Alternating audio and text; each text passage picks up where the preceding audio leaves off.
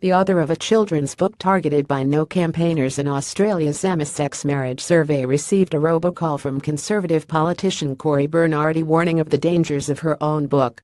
Melbourne author Jo Hurst told BuzzFeed News she had received the call over the weekend while in Sydney at a conference about transgender health.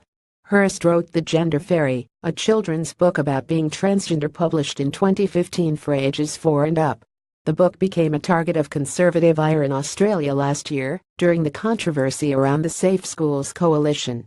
Bernardi said last week that he planned to make 1 million robocalls asking how people intend to vote and claiming that a change to the Marriage Act will lead to radical gay sex education, a common claim on the no side that has been disputed by Education Minister Simon Birmingham.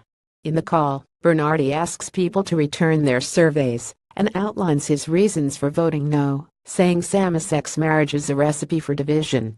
As a parent, I am deeply concerned about how changing the Marriage Act will affect families and children, Bernardi says in the robocall. Changing the Marriage Act will limit the right of parents to object to radical gay sex education and gender ideology programs from being taught in our schools.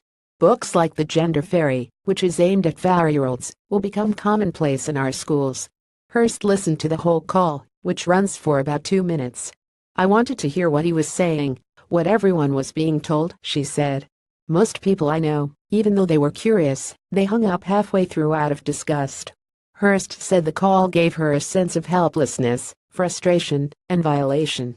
The Gender Fairy has also been the subject of TV ads run by the Coalition for Marriage, as well as several flyers issued by the Australian Christian Lobby and Marriage Alliance. They just will not let up, she said. But that's nothing in comparison to the damage this is doing to the children and their families.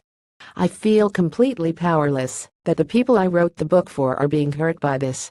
Hurst has a transgender son and is a vocal advocate for the rights of transgender children in schools. When the Coalition for Marriage TV ads started running, she released a statement saying transgender children should not be fodder in their search for relevance. To target such children, who are already marginalized and prone to stigma, and who are completely irrelevant to the marriage equality debate, is dangerous, she wrote. A recent survey conducted by the Telethon Kids Institute found transgender and gender-diverse youth are at an extraordinarily high risk of suicide and more likely to be depressed or anxious than their cisgender peers. Senior researcher Dr. Ashley Lynn said there was evidence to show the poor mental health of transgender youth is not caused by their gender identity, but by how gender diversity is viewed by society. Got a confidential tip submitted here.